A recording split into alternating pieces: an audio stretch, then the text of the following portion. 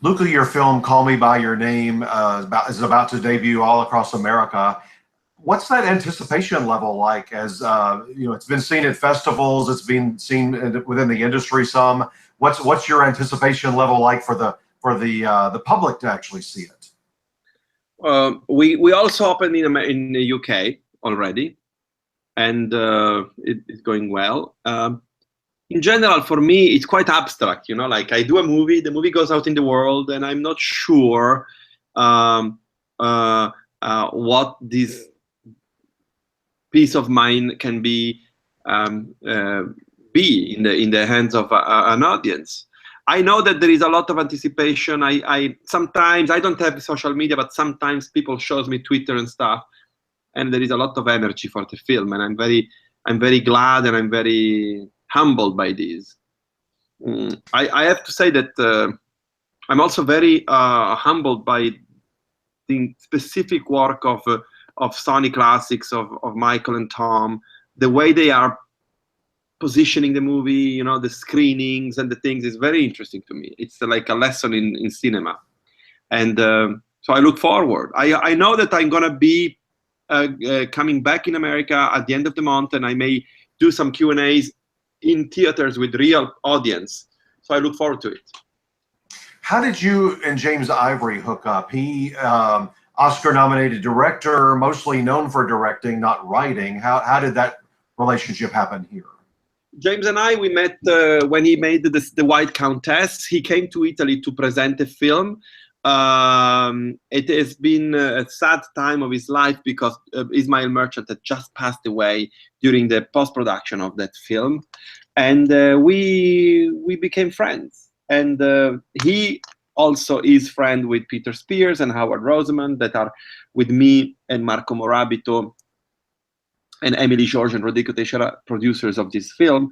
And we, one day, after many years in trying to make this movie happen with different directors and a different script, we went to see James in his house in the Hudson Valley, and we said to him, what about you directing the movie and maybe writing the script with Luca? And he said, okay, why not? So the plan was for the two of us to write the script and for him to direct and for me and Peter to produce. We tried that version, we never succeeded, but we got this great script that he wrote. And I've been handed the possibility to direct it. We just wrote an article about him a couple of days ago. I don't know if you would be aware of this, but if he were to win an Oscar in a few weeks, he would be the oldest Academy Award winner ever, coming up on stage to get that Oscar. What would that mean to you if that moment happens for him? I would be thrilled and so happy. It would mean a lot to me. I'm a big cinephile, so for me, those kind of things mean so much. And if this happens, if this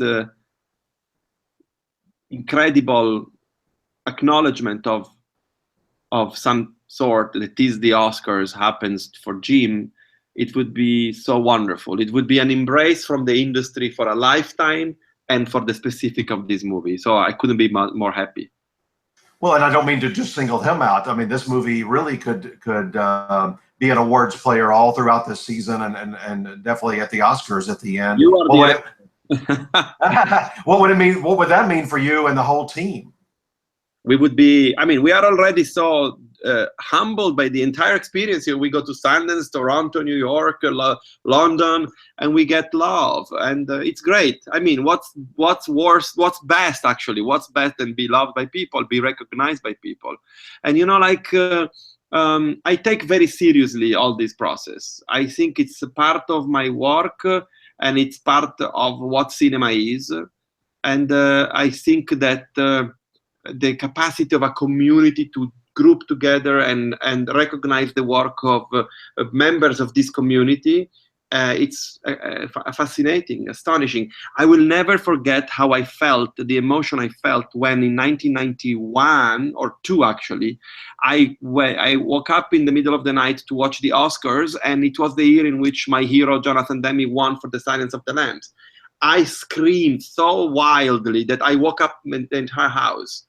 And I really don't take it lightly. It's very important that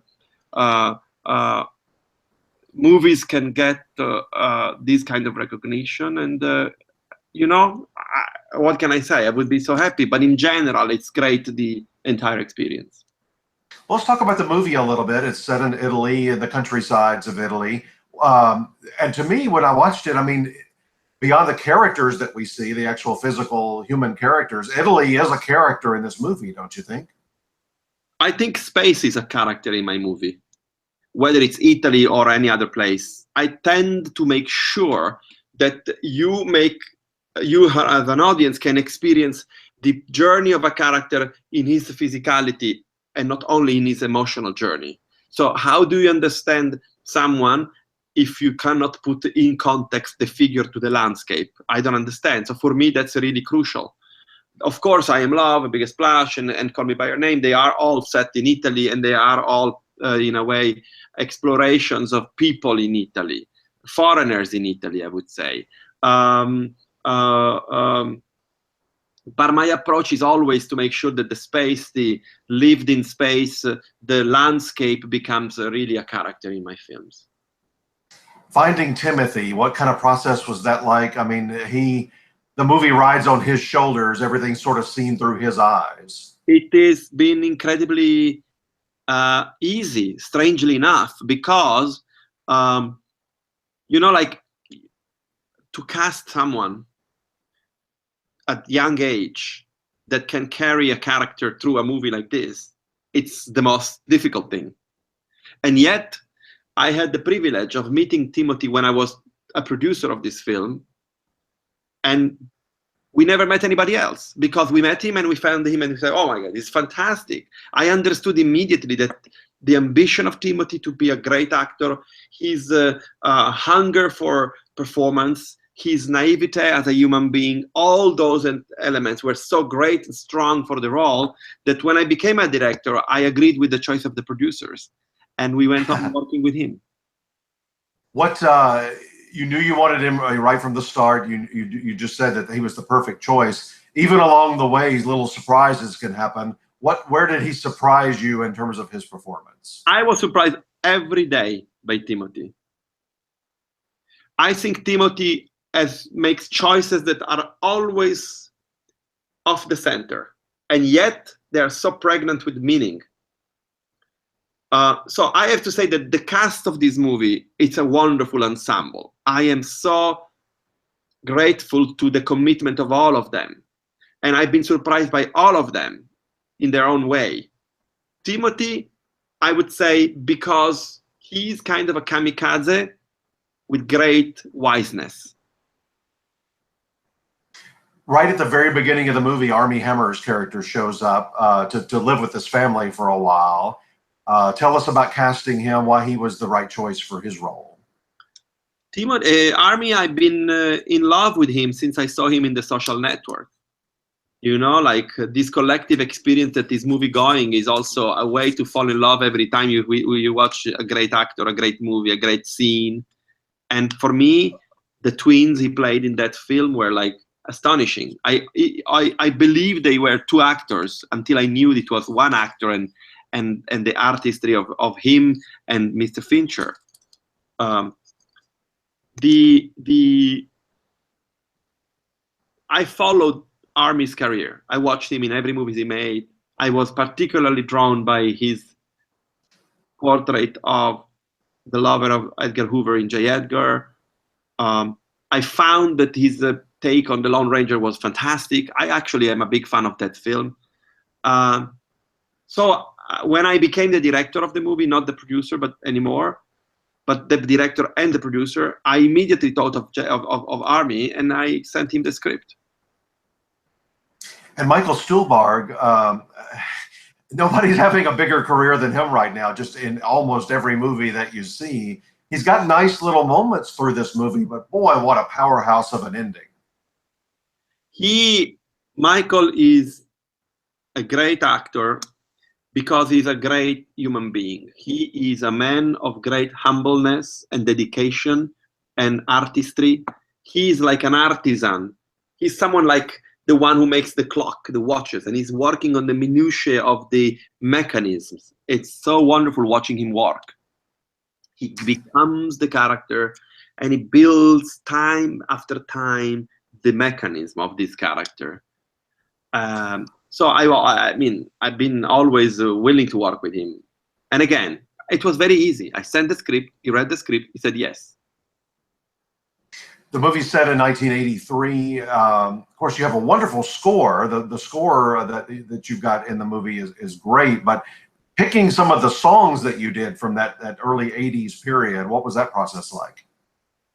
Love My Way by the Psychedelic Furs was in the script because I wanted an anthem, I wanted an hymn, something that could become immediate for Oliver to recognize as an urge for himself to burst out in an energetic dance that could express his need to express himself. The rest of the piece of music were chosen by being as much as precise in the time and the place. So we went through research. We made a lot of research on what were the songs that at the time that was meaningful to that moment. And we worked with Robin Erdang, music supervisor, which I'm working with since Biggest Splash. We did 3 movies back to back. She's wonderful, and we cleared the rights for these songs. I also wanted some piano music to make to be as a sort of comment to the scenes. And I wanted to work with Sufjan Stevens, the great Sufjan Stevens, this incredible American artist who has become one of the highest songwriter, singer, and poet in the American canon. And I thought it was going to be difficult, and in fact, I was lucky because we spoke a few times. We spoke about the characters, we spoke about the movie, and a few weeks into shooting the film, he came back to me and he sent me 3 songs. One was a remix of Futile Device, and then 2 songs were new songs that he wrote for us that are so beautiful. Yeah, used so well in this movie. I mean, so excited you're such a film fan. I didn't realize that headed into the interview. You've mentioned several of the directors and movies that you've enjoyed over the years.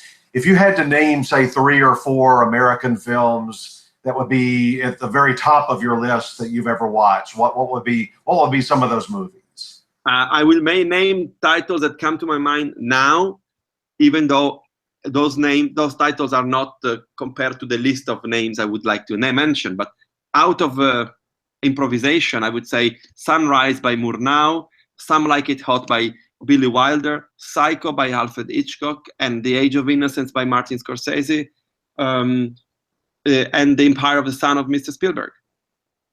But many, many more, of course. Do you and your friends and family, do you get together and really watch movies that way? You dissect them, you want to figure them out in terms of how they worked?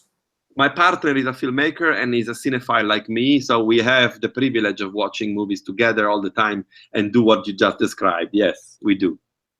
Isn't that the great joy of being able to do that all your life, even before you were a filmmaker, and then to be in this business? It's my hair. If I was a fish, it was my water. It's my bread and butter. I can't live without cinema, and I can't live without the enjoyment of watching films and being inspired by them.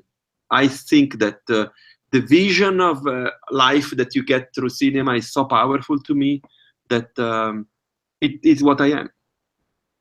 Well, you've contributed to that this year. You've brought us such a vibrant movie that everybody, I think, as they get to the theaters, is going to really, really enjoy. Thank you. Thank you so much.